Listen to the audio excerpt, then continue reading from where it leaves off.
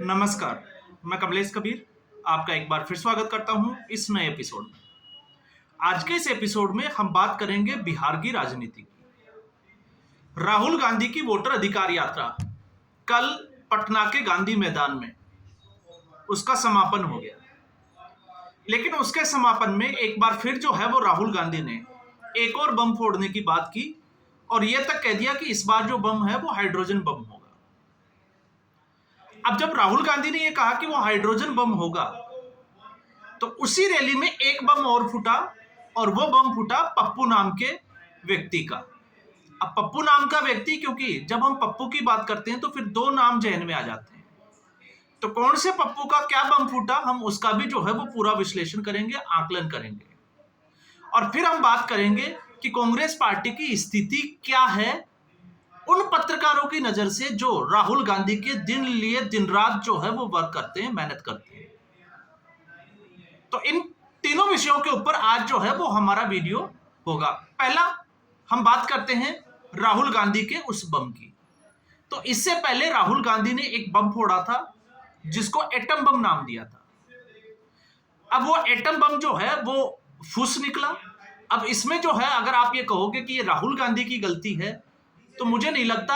ये वो बम बनाने वाली फैक्ट्री की गलती है जिसने ये बनाया।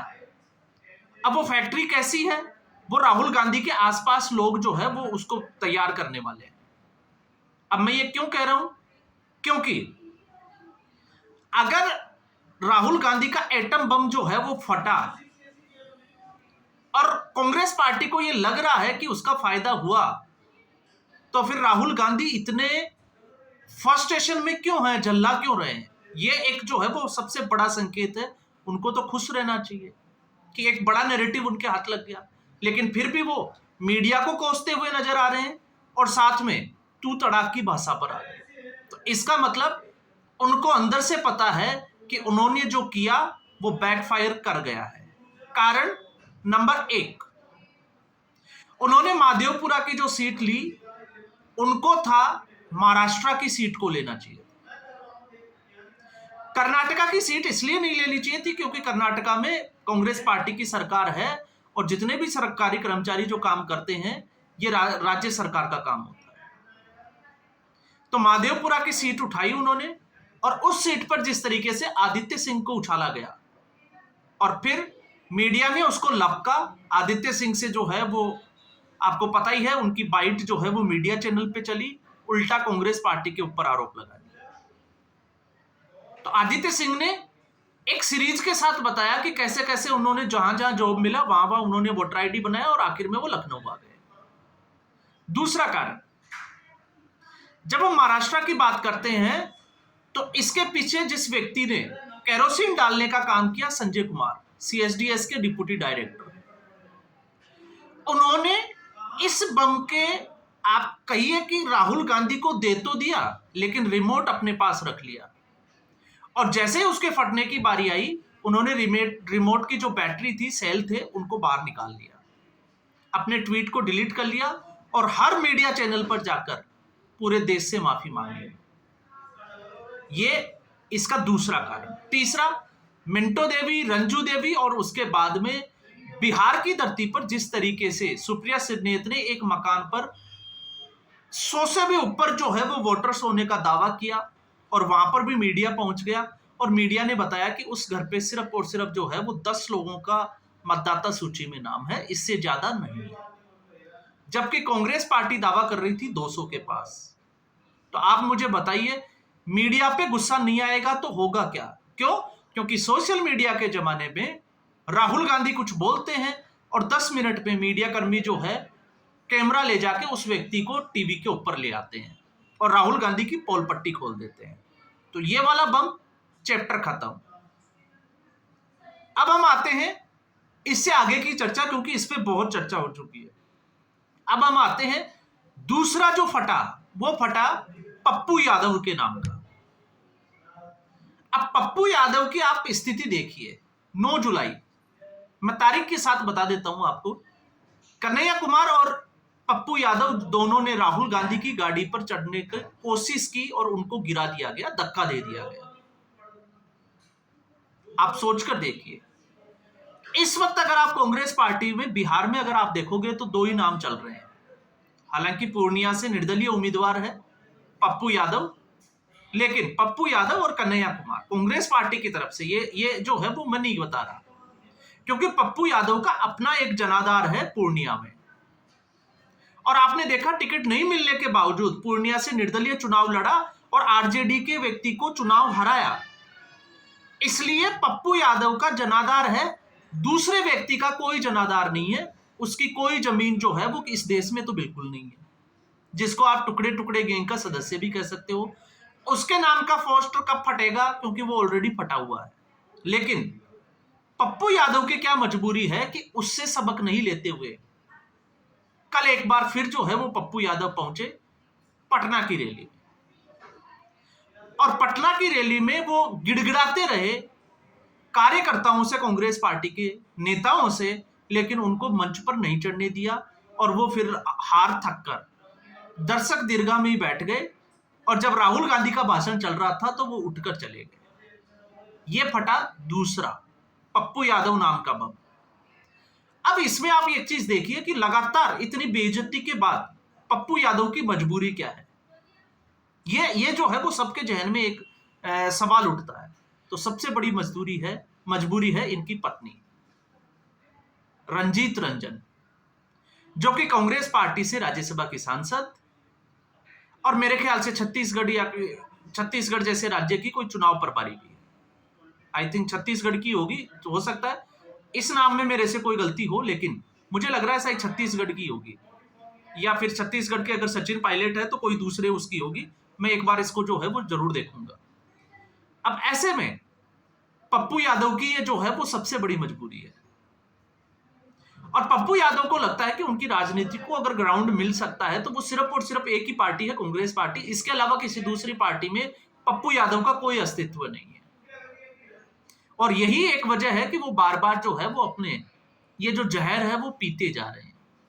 लेकिन फिर सवाल ये उठता है कि आखिर पप्पू यादव ने तो वो कर दिया जो कांग्रेस पार्टी चाहती थी।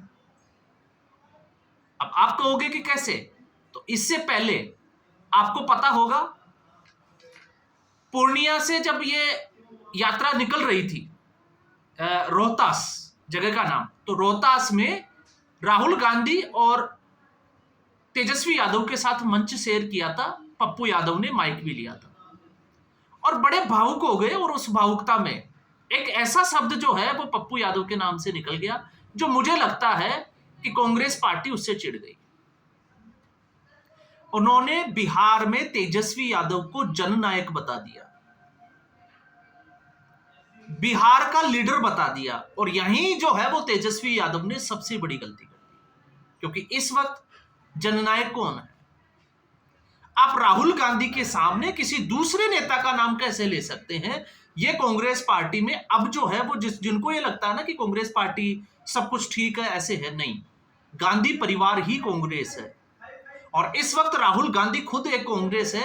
अगर आप उसके खिलाफ जाओगे तो केएन राजन्ना आपको याद रखना पड़ेगा। और यहीं पर ऐसा ही हुआ है कि उन्होंने जननायक राहुल गांधी को नहीं बताकर तेजस्वी यादव को बता दिया, और बड़ी भावुकता में पूरे तरीके से समर्पित कर दिया अपने आप को। जबकि राहुल गांधी को पीएम बना दिया तेजस्वी यादव ने, लेकिन राहुल गांधी ने तेजस्वी यादव को सीएम का कैंडिडेट अभी तक नहीं बनाया। तो आप समझ रहे हो, राहुल गांधी और कांग्रेस पार्टी की वोटर अधिकार यात्रा सिर्फ और सिर्फ इस पर टिकी हुई थी कि अपने आप को इस तरीके का दिखाएं कि वो आरजेडी के साथ बार्गेनिंग कर सके। इससे ज्यादा राहुल गांधी का ना कोई मोटिव था, ना कोई कांग्रेस पार्टी का किसी वोट अधिकार से, किसी व्यक्ति के किसी मामले से कोई मतलब था। और आप देख लीजिएगा, अब सब कुछ जो है, चाहे वो कांग्रेस पार्टी के दफ्तरों के चक्कर काटते रहे, इससे जुड़ा हुआ जो है वो कोई मामला बिहार में तो बिल्कुल भी जो है वो उठने वाला नहीं है। और दूसरा, इसी के साथ अगर आप जोड़कर देख सकते हो तो जननायक बिहार में सिर्फ एक ही है, वो है कर्पूरी ठाकर। तो तेजस्वी यादव कैसे हो सकता है? और तेजस्वी यादव अब कर्पूरी ठाकर को कांग्रेस पार्टी जो है वो ज्यादा इंपॉर्टेंस देती है, जबकि आरजेडी उतना इंपॉर्टेंस बिल्कुल नहीं देती है। और यहां पर आकर भी जो है वो पप्पू यादव फंस जाते हैं। और आरजेडी का इतिहास आपको पता ही है, जंगल राज, लालू का राज। तो इसलिए ये दूसरा जो बम है वो फटा, और तीसरा फटा उन पत्रकारों के ग्रुप पर, उन मीडिया के लोगों पर जो राहुल गांधी के लिए लगातार जो है वो बैटिंग करते जा रहे हैं। ये अलग बात है कि वो डक पर आउट हो जाते हैं। अब जब मैं बात कर रहा हूं तो मैं आपको कुछ उदाहरण देता हूं।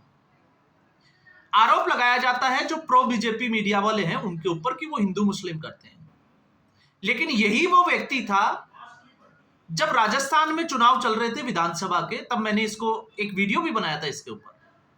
इसने टारगेट किया अलवर की तिजारा सीट को, जहां से बाबा बालकनाथ, क्योंकि इनको चाहिए मसाला हिंदू मुस्लिम करने का, ताकि अगर ये हिंदू मुस्लिम करे और लोगों को ये समझाने में कामयाब हो जाते हैं कि भारतीय जनता पार्टी मुसलमानों के खिलाफ है, तो कांग्रेस पार्टी का काम आसान हो जाता है।